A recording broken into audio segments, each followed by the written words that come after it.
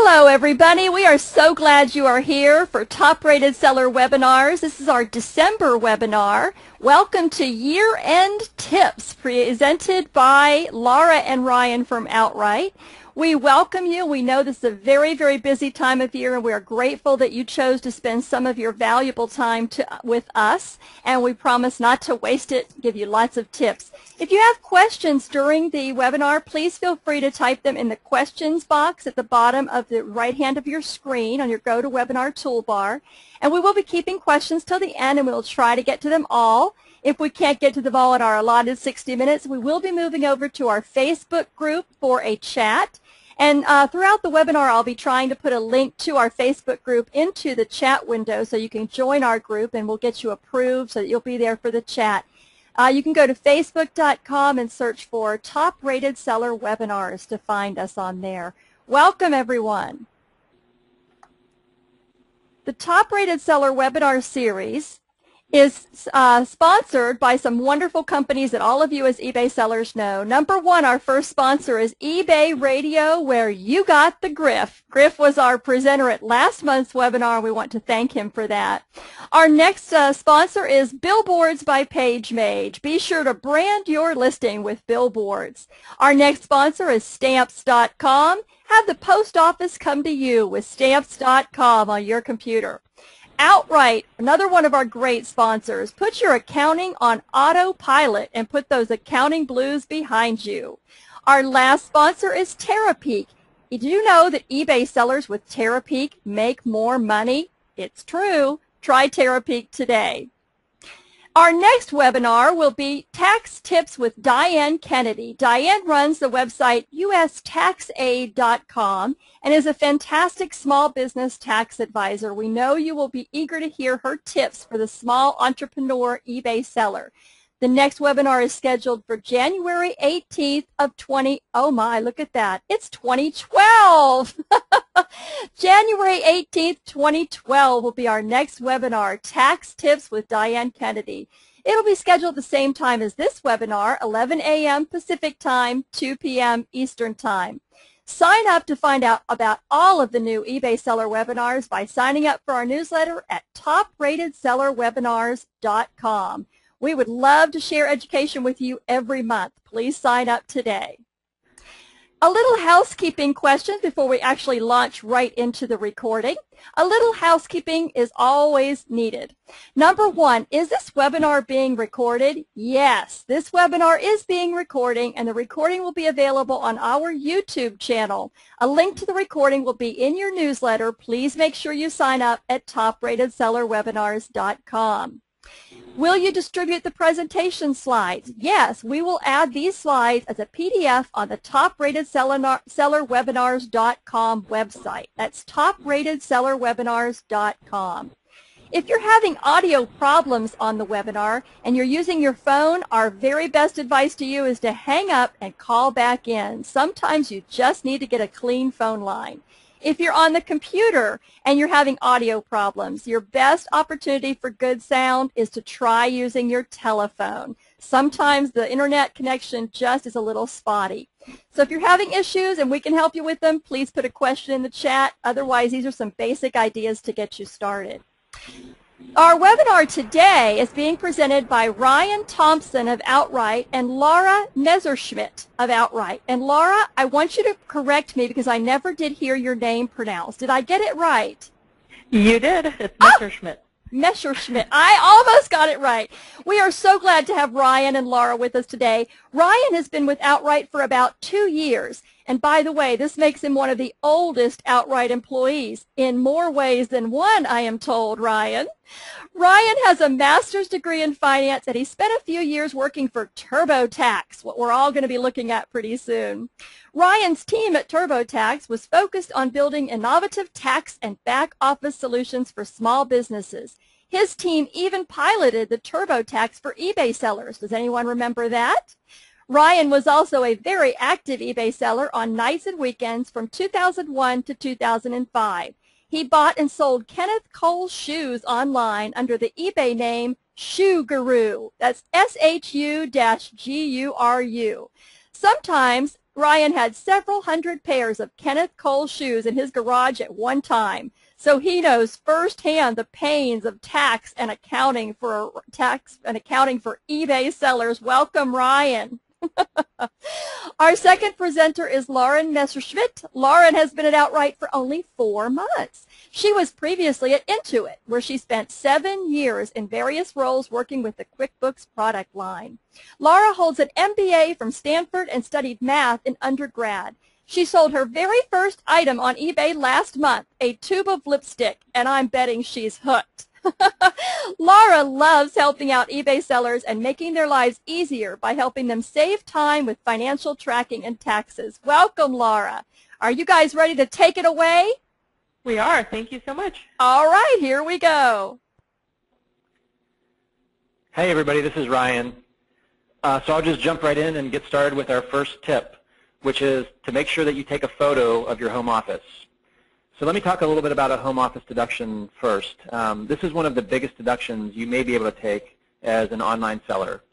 And what this does is it allows you to write off a percentage of your rent or your mortgage interest, and also a percentage of things like any home insurance, your utilities, and all of these together could ultimately reduce your taxes. Lots of folks out there think that a home office deduction is a big red flag for audit, which actually isn't true. Back in the 90s, there were some things working in the IRS that kind of made people a little bit scared of this, but today any accountant you talk to say that it's a perfectly normal thing to do if you're really using a part of your home for an office. So there are rules that you do need to follow, though. There are phrases that the IRS uses, like you have to use your home office regularly and exclusively for your business. And I'm not an accountant, so I'm not going to try to interpret exactly what that means. But what I would suggest is if you are or aren't taking a home office deduction, it's worth doing a little bit of research. Most of the tax software solutions out there have a pretty good description of what it takes to get a home office deduction. Talk to an accountant. The IRS has a bunch of content on irs.gov. There's a publication called Publication 587 that has probably too many ins and outs of what a home office deduction is. But getting back to the tip, what we want you to do is make sure that you take a couple of pictures of your home office. This will help you if you sit down with an accountant. It will help show them what your home office looks like so they can help make sure that you are adhering to IRS rules. And if by that small chance that you would become audited, it's also something that you can use in your audit to prove that you do have a legitimate home office set up. So that's your first tip. Okay, so moving on to tip number 2. Go ahead and, yep, there we go. It's donate old inventory to charity. So if you have any stagnant or obsolete inventory that's sitting around at home that takes up space, it can also get ruined pretty easily. So can you donate that to charity? And if you do donate it, you can actually write off the cost of those items. So that's tax savings. You do need to do that before December 31st if you want to take it off of your 2011 taxes. And as a note here, if you donate above $500, there are stricter requirements that you need for documentation. So if it's above $500, make sure to take photos of the inventory that you're donating, make sure that you're sort of documenting it. If it's under $500, you don't need to worry about those requirements, and so you can just donate it, get the receipt from the Goodwill or whatever charity you decide to donate to, and then you can deduct that from your taxes. As another note here, there are some changes happening for eBay sellers for next year, specifically around something called a 1099-K. This is a new form that PayPal actually is going to be sending to eBay sellers. And they're going to send it to anyone who sells above $20,000 for the year and has sold over 200 items. And because it's coming from PayPal, even if you are selling off of eBay and you're still using PayPal for doing your payments through that, those items will count against that $20,000 and 200 items. And so if you do hit those limits, you will get a 1099-K from PayPal. And basically that 1099-K will also be sent to the IRS, which means that the IRS is now going to know how much you made through PayPal. So it's a little bit different than last year where you self-reported things. Now the IRS is actually going to have a record of it. So you definitely want to make sure that you are doing everything you can to maximize your deductions against that revenue that is now being reported to the IRS. And so by donating old inventory, that's one way that you can get those deductions up and actually save on taxes come April. Moving on to tip number 3, check your credit report. So there's no reason why you should be checking your credit report now versus any other time of the year, but this is as good of time as any. It's a good reminder since the end of the year is coming that you should be doing this on an annual basis. And it is free. If you go to www.annualcreditreport.com, you are required by law to get that for free, that credit report. And it's important to check to make sure that, one, that your credit's correct, that there's nothing inaccurate there, but also to check to make sure that there's nothing fishy going on. In this world of identity theft, you never know, and you just want to make sure that everything's okay with your credit. Because as a reminder, if you are a sole proprietor, your business credit is your personal credit. So what that means is that if you're going to try to go out for a loan or anything next year, you want to have your credit report straightened out. So if you do that now, double check it. It takes a little while to get, if something's going wrong if something's wrong on that credit report, it takes a while to get that fixed. And so make sure to go ahead and get that fixed now. So that would be our recommendation. Again, it's annualcreditreport.com. Okay, moving on to tip 4, which is to spend a little money. And the reason I say this is that there's what I call a double dip on savings this time of year. If you're needing some things for your business, now's a great time to buy because of all the holiday sales. And that's the first dip. But also at tax time, what will happen is you're able to write off those expenses as long as you're buying things for your business. And so that's kind of a second savings on those same purchases. And for most of the eBay sellers who are using what we call cash-based accounting, even though that you're buying things this year and maybe not using them until next year, it's generally still okay that you can take those as tax expenses for this year. So the quick tip is to spend a little bit of money, take advantage of the holiday savings, and make sure that you keep track of these expenses so that you can take them as a deduction when you file your taxes. And then moving on to tip number 5, we go from a fun thing and spending money on tip number 4 to tracking inventory, which isn't so exciting for most sellers. So whether your inventory looks like a big warehouse on the top left of this picture or you simply just have stuff piled in a car or in a corner somewhere, it's really important for you to take note of what your inventory looks like at the end of the year on December 31st. And the reason for this is that when you go to file your taxes, you'll be asked what was on inventory at the end of the year. And if you're like me and you're filing your taxes in April or maybe even later, it's hard for you to go back and remember what exactly you had in inventory at the end of the year. So whether you track this in a spreadsheet, whether you're literally taking pictures, whatever method works for you, just make sure that you take some kind of snapshot of what you have at the end of the year. And if you don't do this, it can be really painful later. You have to go back and literally find a way to get to what you had at the beginning of at the end of the year. There are some tools. I know that Amazon, for example, if you're an FBA seller, you can go back into your Seller Central and see your actual monthly summary that you had at the end of the year, so that makes it pretty simple. I know there are some eBay tools, too, that help with tracking, so those work as well as anything. But the tip is just make sure that one way or another you do take a snapshot of your inventory for the end of the year. And that's tip number 5. Okay, tip number 6. Give a card or a note to your customers. It is Christmas and the holidays right now, and so it's a great chance to put a card or a note in your packages that you're sending out to thank customers, particularly if it's a high dollar item or if that customer is sort of a repeat customer. That will often help you get higher feedback because people will sort of be excited that they got a personal touch, and you might also get some repeat customers from it. You know, of course, you want to be marketing your business throughout the year, but this is one simple way to do that. As a reminder, you can't send detailed marketing materials in your packages when you send through eBay, but a friendly note can be good. And we would highly recommend that, particularly at this time of year when people are feeling the excitement of the holidays coming along and are excited to get notes from people they're doing business with. Okay, moving on to tip number 7. Improve your method of tracking. There's a specific reason why you'd want to do that this time of year, because when January 1st starts, that's a new tax year for those of you that are sole proprietors, and you're going to want to have the right method of tracking in place. So whatever works for you, you want to do, because you want to do that consistently throughout the year, and you don't want to change it throughout the year if possible, unless it's not working for you, but otherwise try to keep something similar throughout the year. And if you do that, then that means that when December 31st of 2012 comes along, you will have had an entire year worth of tracking. You won't have any backtracking that you need to do, and you'll be ready for the next year's taxes. Also, you can use an Excel spreadsheet. You can use something like RTool, which is Outright.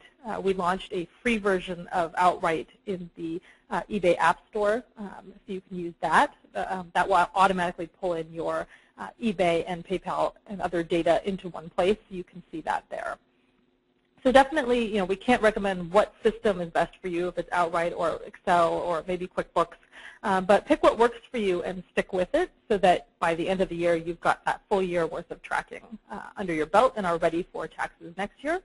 As a side note, anytime you're tracking your business, you can also, if you can measure it, you can then react to it. So you can actually see what's going on with your business throughout the year, which is always helpful. Okay, tip number 8. It's a good time right now to check your spending and find savings. Vendors, if you know who your biggest vendors are, can you ask them for a discount? This is the screen in Outright where you can do that, but pretty much however you can, find out who your vendors are and who you're spending the most money with. Go and ask them for a discount, and a lot of vendors will be willing to give it, particularly around this time of year, because it is the holidays and because there is a new year starting up and they want to keep your business. So don't be afraid to ask for a discount. Also, maybe you need to switch vendors. It's a good time to see, can you get quotes from other vendors that will help you save money? And can you save money on shipping and packaging? That's a big one. We know a lot of eBay sellers spend a lot on shipping and packaging. Also, consider something like Fulfillment by Amazon. We know a lot of eBay sellers use Fulfillment by Amazon to ship their eBay goods, and that if it is a high dollar item or big ticket items, they are saving money by doing that. They're not saving money on the lower ticket items from what we've been told, but the big ticket items, they're definitely able to save some money there. So just some thoughts around how you can save some money in 2012, which is always a good thing. Okay, tip number 9. So tip number 9 is to get a tax ID. And what I want to do is actually broaden this a little bit and talk about protecting your business and protecting your personal information. So many of you probably know that the IRS now is requiring more and more documentation on e-commerce businesses. A perfect example of that is what Laura mentioned earlier around the 1099-Ks. And when this information is passed from marketplaces or payment processors both to you and to the IRS, what that means is more of your personal information is being passed through the mail or through email, including things like your Social Security number. And so specifically getting a tax ID, what a tax ID is, it's effectively like a Social Security number for your business. And so it's something that you'd feel a lot more comfortable sharing than you would your Social Security number that was just meant to be more private for yourself. And you can get a tax ID for free through the IRS. It's actually a pretty straightforward thing to do. A couple of other ideas that I'll touch on but won't go too deep on. Another one is getting a DBA, also known as a doing business as. And what this allows you to do is simply come up with a name for your business that is kind of legally good to use rather than your name. We know of examples where marketplaces are starting to share more information about the sellers to the buyers. And so, if you don't want all of your buyers to see your personal name and you want to share a business name with them instead, then a DBA is a really easy way to do that. Another example, and this would allow for even more protections, is to get some kind of a more formal entity like an LLC, which would provide you the kind of protections of a DBA, and you also likely get a tax ID if you form an LLC. And then there are other ways to protect your business through an LLC. I won't talk to those. That's something that is kind of saved for a conversation with an attorney or a professional. There's online sites like LegalZoom that are pretty helpful to provide some information on whether or not that's right for you. But the general tip is to make sure that you're protecting your personal information from your business because of the additional kind of documentation that the IRS is requiring. And the example is to get a tax ID. So that's tip number 9. And finally, tip number 10 is to start tracking your mileage. I know this doesn't sound real fun for folks, but it's actually really important. Anybody who's selling online, I would almost guarantee that you are spending some time in your vehicle for your business. That could be doing things like buying products or inventory that you're going to sell. You're going to, your office store to buy supplies this time of year because of the tip we gave you a little bit earlier. You're dropping off packages and shipping, so you're heading to the post office. You're going to the bank. All of these things would allow you to simply track your mileage and save money. There are 2 ways that you can deduct your mileage when you file your taxes. The first is what's called a standard mileage deduction. And for 2011, what this is any miles that you travel for business, you conduct 51 cents per mile if that happened in the first 6 months of the year, or 55 cents per mile for the second half of the year. And the other way is to track your actual expenses. So keep all of your receipts for things like gas, any maintenance on your vehicle, insurance, any interest that you're paying on your car payment. And in either method, you still need to track your mileage, and effectively what you're doing is trying to figure out for what percentage of the miles that you drove that year were for your business versus for personal. There are a lot of apps out there that you can use if you have a smartphone, either an iPhone or an Android phone, that would allow you to really simply start and stop with kind of a recorder, and they'll track your mileage based off of GPS. So it's a really easy way to use. I mean, a lot of people will still have some kind of a notebook where you just have a simple mileage log. But the tip is to make sure that you are tracking the mileage. This is something that the IRS, they're pretty touchy on this one. They really want you to keep good records so that you can't just say, yeah, I spent 90% of my mileage this year for business versus personal. So having those records is really important. And that's the 10th tip. So if we want to switch to the next slide, we have a summary of the top 10 tips, and we'll hand it back to you guys. Awesome. That was great, Ryan and Laura. There's a lot of stuff I hadn't thought of, and I think we have tons and tons of questions. But before we get to the questions, we have a quick little poll that I'm going to look for while Karen starts with the questions. Karen, are you there? Karen? Yeah, I had to unmute myself. You know that. I understand. We have some questions from our audience. Can you start us off? Sure we do. Our first one is from Shar Anderson, and she wants to know, if she doesn't have a mortgage, is the home office deduction still a worthwhile deduction? For sure it is. So you still have things like utilities, any kind of broadband that you're paying for. You may have mortgage insurance. Really any of your bills that you have, you're still entitled to deduct a percentage of those that's kind of associated with the percentage of the square footage of your home office versus the rest of your home. And also, what might be the biggest opportunity is your rent. So the same way, if you have a mortgage, then you're able to deduct a percentage of your mortgage insurance. If you rent, then you're simply able to deduct a percentage of your rent. So yeah, whether you rent or you own, the home office deduction is still a great opportunity. Okay, thank you. And the next question we have is, the PayPal reporting, or the 1099K, starts for 2011, correct? Yeah, that's correct, which means that they'll be sending them out in 2012. We've talked to the folks over at PayPal, and they're telling us that those documents will be sent out approximately on January 31st. So people should be receiving them in early February. So the good news is that they'll get it early enough to do their taxes. The bad news is that means you can't really do your taxes in January, because you want to make sure you get that form before you fill out your taxes, just to make sure that everything's okay with it. And what the form will report is your monthly sales on PayPal, and that is just sales. So it doesn't even show if there's refunds, things like that. So you definitely want to have your tracking for those things so you can show how much you spent to get those sales, because that's actually the money that you pay taxes on. It's not, obviously not the revenue, it's the profit that you're paying the taxes on. But the only thing that PayPal can report is the revenue. So that's so that means make sure you have all your records clear because your revenue is being reported, but not your expenses. Unless Yep, unless you report them. Excellent, Laura. Thanks. Karen, we got more? Oh, we do. When you donate inventory to a charity, do you have to submit a copy of the receipt for these items to the IRS? You do not if it's under $500, and I believe if it is over $500, you may have to submit a copy of the receipt. I would need to double check that, but definitely under $500, you can almost do it without much at all. You just need the receipt to have for your records in case you get audited. But above 500, that's when the rules start to get a bit stricter.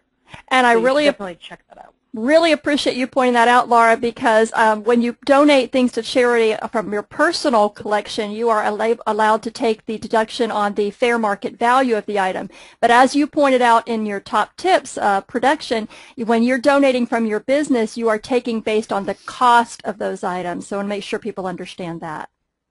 Yeah, that's correct. Okay. And then there was another question from Shar. You said in tip number 6 that you couldn't send marketing stuff in eBay packages, and she wanted to know since when. Yeah, oh, sorry. Yeah, I realized I misspoke okay. on that. It was actually Amazon that doesn't allow. So for those of you who are selling on eBay and Amazon, I wanted to clarify that was Amazon that will not allow specific marketing materials. They will allow, though, if you want to send a holiday card or a thank you note in your package on Amazon, you can do that. And in eBay, you can do that as well, obviously. Okay. Awesome. So apologies Thanks. for that. Yeah, I know. And yeah. That's okay. There's other platforms that you can't send links to your other places, but you can send more personal stuff like Amazon allows. Yeah. Depends upon the site. Okay, so the 1099K only kicks in when a seller hits 200 sales and 20K in sales, right? Both of them have so to. You do have to hit both. So that is correct. So it is 200 in sales and 20,000. We've actually clarified that with the IRS because there is one place on their website where they state it differently. But we've double-checked. We've read the law. We've talked to PayPal, and it is an and. So you have to hit 200 in sales and 20,000 in sales as well. And keep in mind that is from PayPal. So again, as I mentioned before, if you're selling on eBay and you're selling somewhere else where you're taking money by PayPal, they'll add all of that up. And if that hits over the 20,000 limit, that's when you'll get the 1099K. Well, and I know Amazon is asking for anybody who sold, what, over 50 items, Kat? Yes, they're asking for They're your tax information. Yeah, and that's a good point. For people who are selling on Amazon, Amazon has their own payments solution, Amazon Payments, and so there's another 1099 that comes from them, if you're selling over the 20,000 and the 200. And so they're asking, the reason they're asking for less is because they don't know where you're going to hit by December 31st, and so they're asking a bunch of people to give the information, and then they'll only send it if you're above those limits. Okay. Another question is Susie asked if we have a link where to get a tax ID. And while the webinar was going on, I did find one at irs.gov. Yes, that's correct. So I also have a link. I'm happy to share it if there's an easy way to do so. Do you see the chat window down below in your control thing? There's a little one that says chat. You can type something in there, and then the drop-down menu, make sure you send it to all entire audience, and that should go out. We'll also be happy to publish that on the Facebook page and the blog later. Oh, great. Okay, so I'll make sure that I post that on the chat now, and yeah, we'll get it up later. We'll get it up later also, and the great link to I have a further question with Karen. Your sound is back now. What did you say?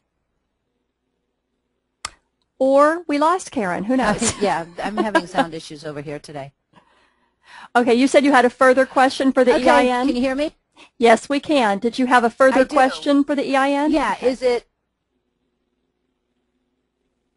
Yes. Do you hear me? Yes. We did All right. not. Is it strictly federal, or do we get it from, or is there also something we need to do with the states, depending upon what state you're in? I was just thinking that when she asked the question.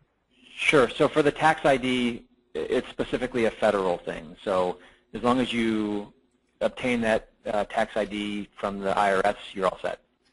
And by the way, the terms tax ID, you also hear the term EIN or Employer Identification Number. They're the same thing, just a different term. Right. And when if you're looking for it on Google or you're looking for it on the IRS, if you look for EIN, you'll probably get closer to what get there faster using that. And the other, I know the question was about the EIN or the tax ID, but the other things you mentioned, that the tax ID is federal. The DBA and some of the other things you mentioned are from your state, and you would have to go into each state's small business office and find out what your state requirements are. Is that correct, Laura and Ryan? Yes, that's correct. In fact, DBAs can even be at a lower level. They can be at the county level, depending on what state you're in.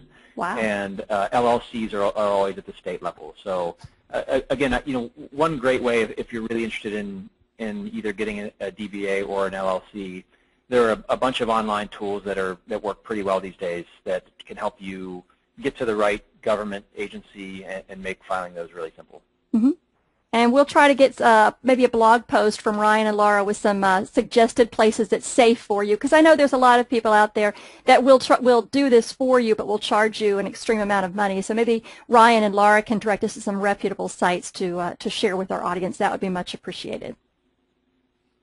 Karen, how are we doing on questions? Yeah, we're getting there. Okay, the next question is, what's the best way to track your inventory? And that's from Annette.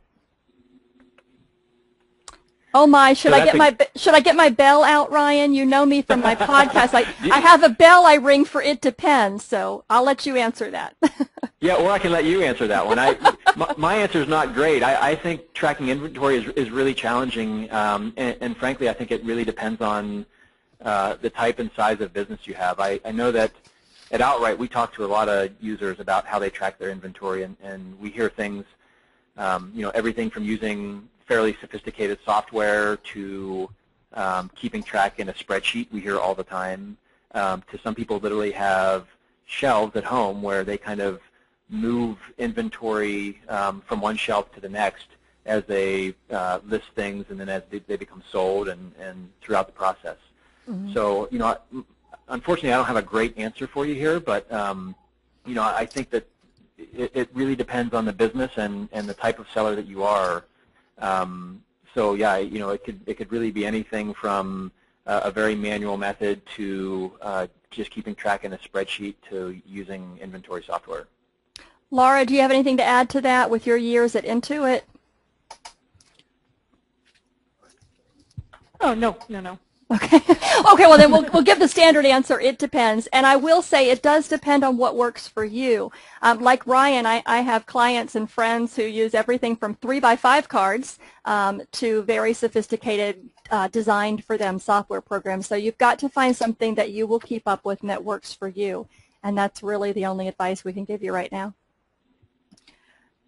And Shar has a follow-up to her question about if you don't have a mortgage, does it make sense to use the home office deduction? She doesn't have a mortgage. The house is paid off, so there's no mortgage insurance.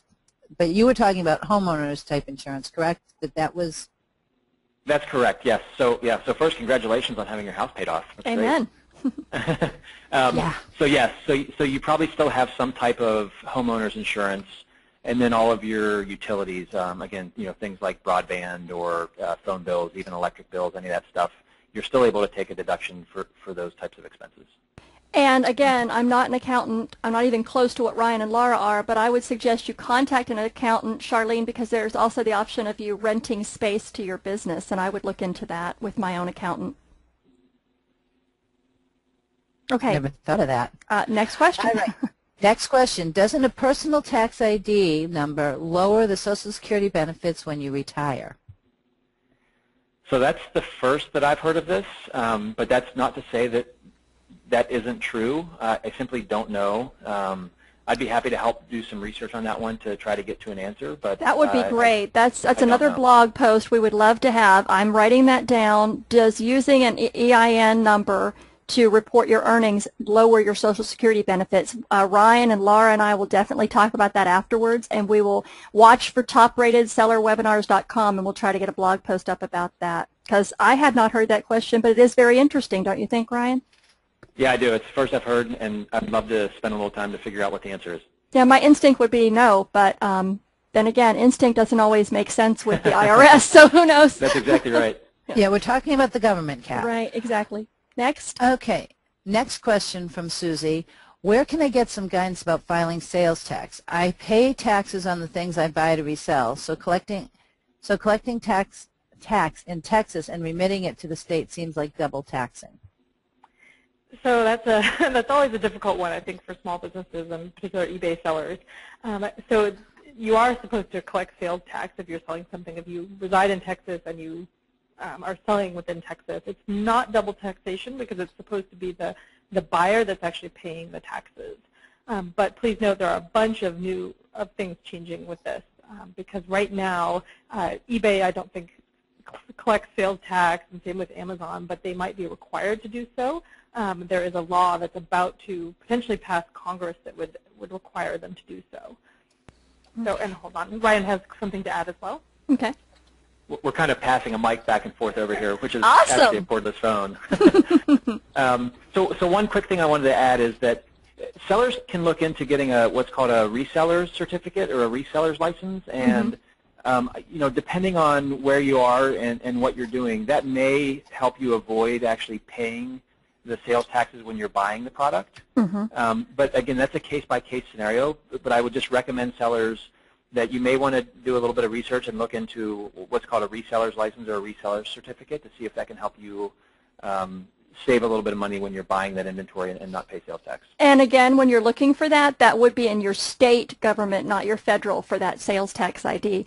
Also, Laura, just so you know, Amazon is just now starting to collect sales tax for their sellers. They're actually charging a small fee to collect the sales tax for you. Yeah, I think it's 2.9% of the actually, fee. it's like 0.03% of the tax itself, so it's very odd. Yeah, but I think it's, and then they want to charge 2.9% if this law passes. Oh, so okay. It would actually go up. Great. Yeah, so and keeping an eye at Outright. We're definitely keeping an eye on that law. Oh, definitely. We're counting on Outright to watch that for us because, as we all know, everybody's being very careful what they say about taxes, especially sales tax, because you guys know that it's in the news and it's changing every day. So we're all saying, as of today, yeah, this is good information. And please sign up for the next webinar in January with Diane Kennedy, because she does own a business called U.S. Tax Aid, and that's what she does, is interpret tax laws for small businesses. Karen, do we have any further questions? Oh, yeah, we got plenty. Does anyone know of an iPhone app for trucking mileage? Ryan, you started this. Oh, Laura does. Good. I was going to say, I've heard of one called MileBug. That I've heard some mixed reviews, but I know a lot of people are using it that we know of. And also, if you just search mileage within the App Store, you'll actually find 6 or 7 that pop up. So there's a lot of people getting into this space. So take a look at them, take a look at the reviews, and see which one works for you. Great. Okay. And the next question is, what if your income is at $19,100? Do you still have to file it? So you do have to file it. I think what the question is probably asking is, will you get the 1099-K form? And the answer is no, you would not get that form. So you are by law still required to file that you got that revenue, but it won't be reported to the IRS from PayPal. Okay. Yeah, there is no real limit of how little income you have that you don't have to file for, right? Yeah, you pretty much are required to file if you've got income. Okay. Okay. And this is from Carrie. When determining which expense bucket to log expenses, I am not sure about which category to use for training expenses. I have been putting it under professional services. Yeah, so this is interesting. The IRS has a set of expense buckets where you can put things, and we've spent a lot of time looking at the way Outright users particularly categorize expenses, and what the reality is it ends up being all over the place. So, for example, the IRS doesn't have a category for web hosting or eBay fees, and so at the end of the day, people have to make judgment and kind of choose where to put things. You could probably go talk to an accountant, and they can certainly tell you whether or not that's their preferred category. What I would say is, as long as you're keeping track of that expense and you put it where you think is the right spot, the odds are it's going to be just fine. The IRS really doesn't scrutinize your taxes at the level of, wow, they have the right expense in here, it just happens to be in the wrong bucket. They're actually pretty antiquated in terms of the categories that they're using. So, just the fact that you're tracking it and considering it for your taxes, I think you're doing a good job. Great. Excellent. Exactly, great answer. At what level of sales does it make sense to get a tax ID number? So I don't think this one actually ties to your sales. I would say as long as you're filing your taxes, then you're going to have documentation going back and forth to the IRS and other entities that will have your Social Security number. So, maybe it depends a little bit on sales. Like if you're above the 1099K threshold, then that's one extra document that's going to be passed around that has that same information on it. But in general, I think it's more just about, if you're selling online and you're filing taxes, then generally it's not a bad idea to get a tax ID just to help protect that Social Security number. Okay, next question. If I occasionally buy inventory from non-business entities and resell it on eBay, how would I prove the cost of goods of these items sold on my taxes? Do they just take my word for it, or would I need a more official receipt? So I'm going to read this one to myself again because I want to make sure that I understand the question. So give me just a second here. Yeah.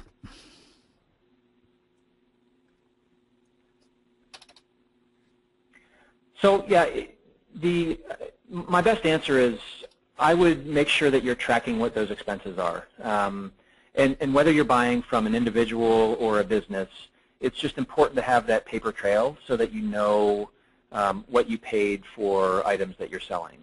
So I guess my short answer is, regardless of where you're buying those items from, if you're going to be selling those, then there is an associated cost of goods that you paid for them. So I would, even if you're doing something fairly manually and writing down, kind of a casual receipt, I would just make sure that you do have that information for when you file your taxes.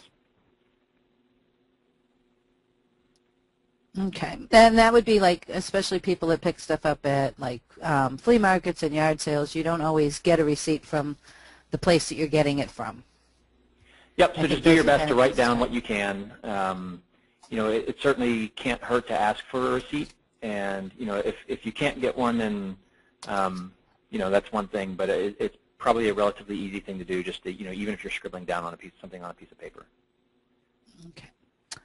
Our next question, it's an end-of-year inventory question. Can you just take a picture of all your inventory in their boxes, like the picture showed, or do you have to take a picture of each individual item?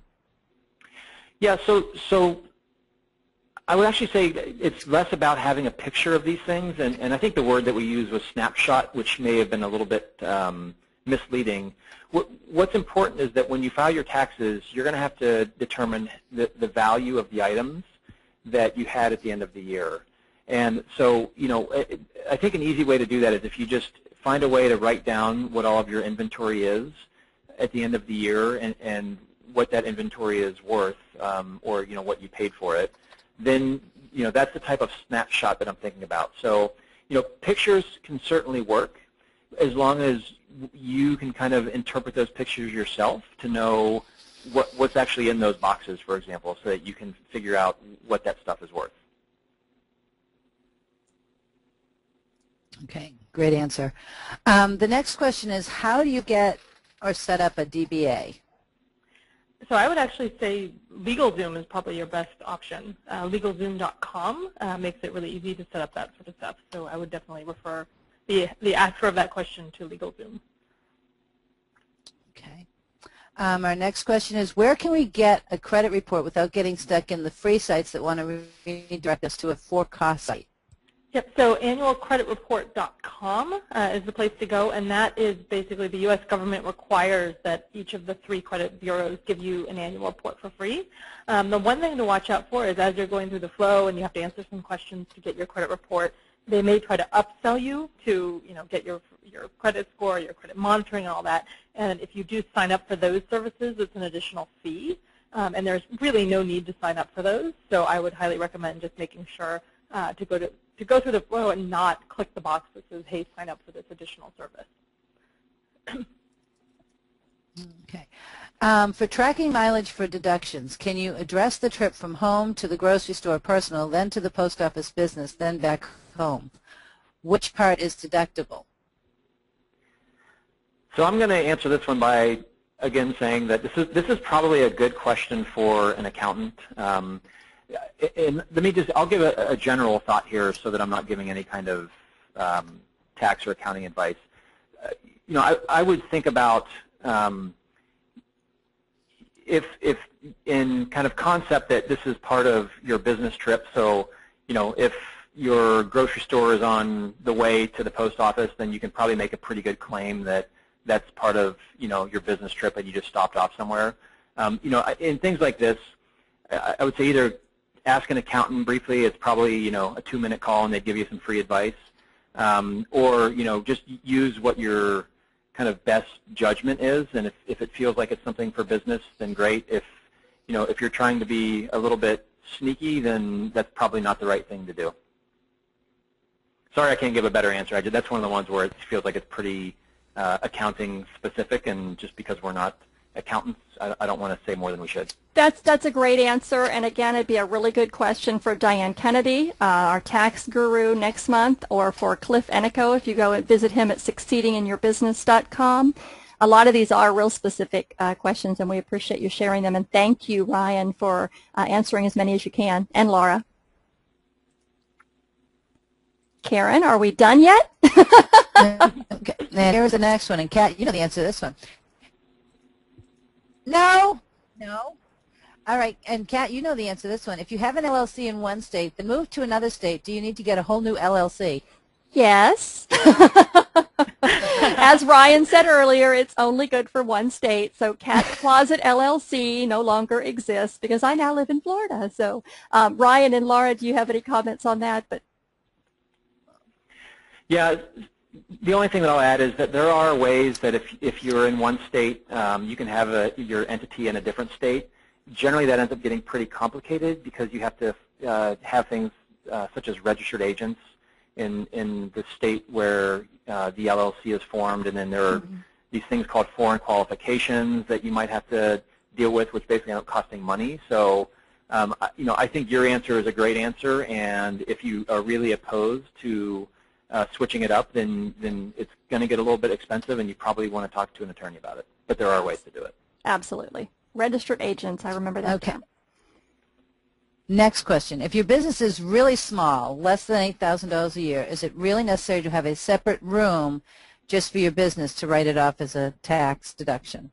So, so necessary, maybe in quotes, but if you want to take the home office deduction, the home office deduction doesn't matter how big of a business you are. If you want to take that deduction, then you have to have a separate area that's used just for business. And I've seen people do like just they'll literally do like a desk in a corner, and then that's their sort of area for their home office deduction. So it's really up to you as to what are you actually using as your home office. Is it only for business? And if so, then you can probably deduct it. Obviously, you'll want to talk to an accountant because Ryan and I can't give tax advice. But if you do meet those requirements, there's no reason not to do it. Okay. Next question. I know people that go to auctions have this similar thing that what Karen is asking. She buys inventory of used motorcycle parts piled in boxes. How does she put a value on what she paid for each item, since some of it's junk and some of it is not? Mm-hmm. So again, this is a great one for probably a tax professional. What I'll say is that there are plenty of ways that you can, kind of divvy that cost up across those items. And however, the way you do that is probably more up to interpretation than something that's kind of fixed. I don't think that there are any IRS, rules out there that would say this is the way that you have to do it. So, I get the question. It's a great question.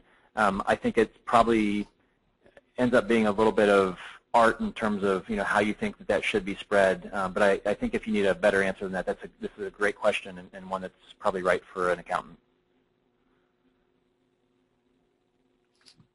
Okay, and Shar pointed out an interesting. Go ahead. Shar pointed out an interesting thing. In Hawaii, with a reseller certificate, you pay 0.5% to the state for all items imported into Hawaii for resale. That's an interesting way for them to make money.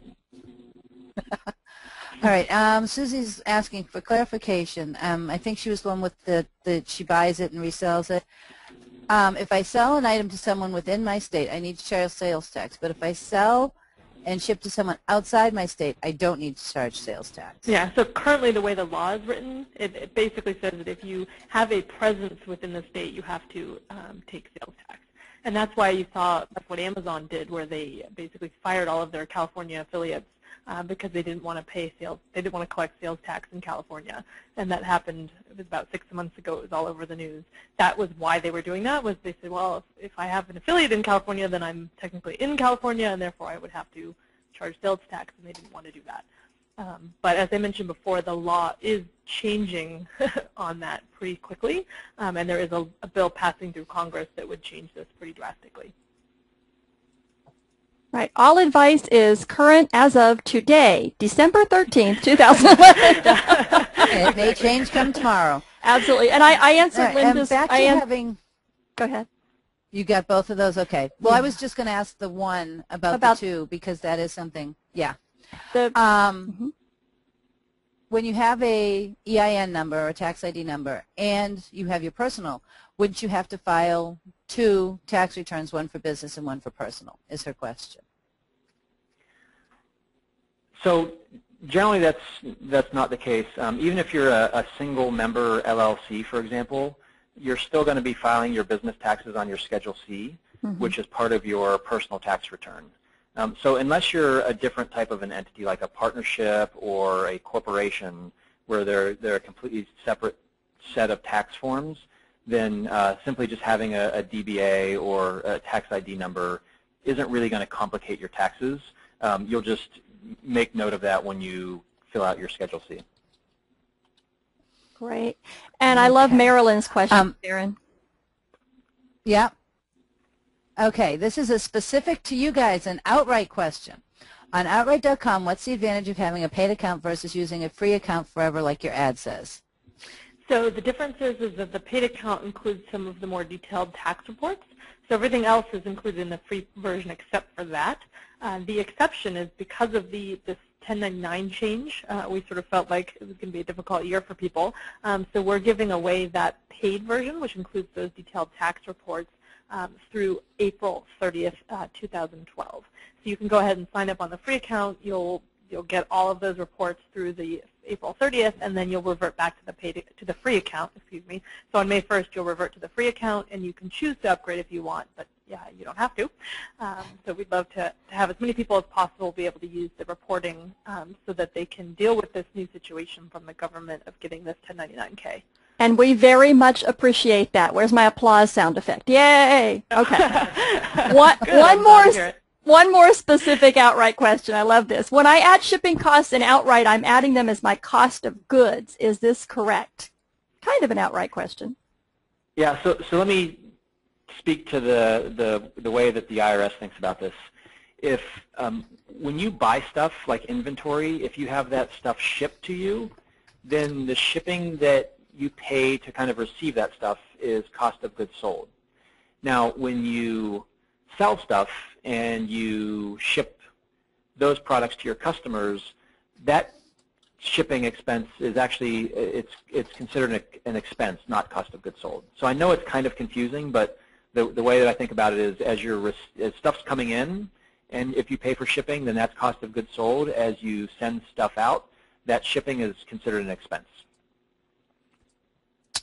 Okay. And this is the last question that I see. If you are selling for someone else and getting a 20% commission, do I still have to pay sales tax on these items? So I'm trying to, give me just a second to think about this one. If you're selling for somebody else and getting a 20% commission, do I still have to pay sales tax? So I'm not sure I completely understand that one. I don't think they have anything to do with each other, the two parts of that statement, Ryan. It's just my interpretation. If she's selling for somebody else, she's only getting 20% of the sale price. That doesn't have any effect of whether or not she should be collecting state sales tax and remitting it to the state.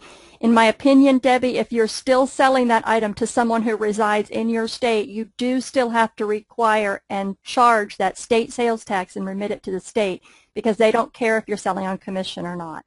Well, and I can add to that. It depends. There you go, Kat. Oh my! If you have physical possession of the item, and you're in a state that charges sales tax, and you're doing the shipping, then yes, you have to pay it. But I know for like myself, I sell for other people, but I don't have possession of the items, so therefore they're not in this state, so they're not mine. So they say pay sales tax if it's sold to someone in their state since they're doing the shipping. But that's another, it depends. Yay. And you guys, it's over an hour. I thank you so much. And I would like to ask you to stick around for just a few more minutes because I have a poll for you and I want to get to play. I never get to play, so I want to play with my poll. Can you see the poll? It's supposed to be up on your screens. We want to do webinars that will give you information that you need. And so we'd very, very much like you, the way the polls are set up in GoToMeeting, you can only choose one. So I know all 4 of these are wonderful, but if you would vote on the one you'd like to know first, we would be absolutely fantastic. And I can't believe the results because the one that we thought would be the runaway winner has 0 votes. Well, it doesn't help. I don't get to vote. We are asking you, which webinar topic are you most interested in? The first choice is eBay product photography. The second choice is eBay seller updates. Third choice is sourcing products for eBay. Fourth choice is best practices for eBay product listings.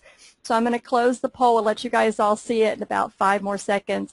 Ryan and Laura, we really appreciate you being here. You stuck with us over an hour. And we'll be over on the Facebook group in a few minutes if anybody has last-minute questions, if Ryan or Laura have a few minutes. And if not, we'll just try to collect. Oh, good, you will. Okay. Otherwise, we'll just collect questions and bombard you with them through email. Nope, and I have quite the list from the questions we retrieved here. Karen's been saving. Okay, I'm showing you the results of the poll, I think. There it is. Yes, okay. So just the results of this poll is basically Kathy was totally off. Okay, that's the results because the ringer that we put in there did not win. So thank you all for participating in the poll. 69% of you voted, and we are very grateful. Please remember to sign up at topratedsellerwebinars.com for our newsletter to learn about our next webinar in January with Diane Kennedy from USTaxAid.com. And Laura and Ryan are being very, very brave here. There's their personal emails just for you all to ask further questions. Laura M at Outright.com or Ryan at Outright. Thank you both so much. Please be sure to visit our sponsors because we couldn't put on these webinars if we didn't have sponsors, and we would love for you to show your appreciation there. Thanks again. Bye, Laura. Bye, Ryan. Bye. Thank you. Thank you. Bye-bye. Bye-bye.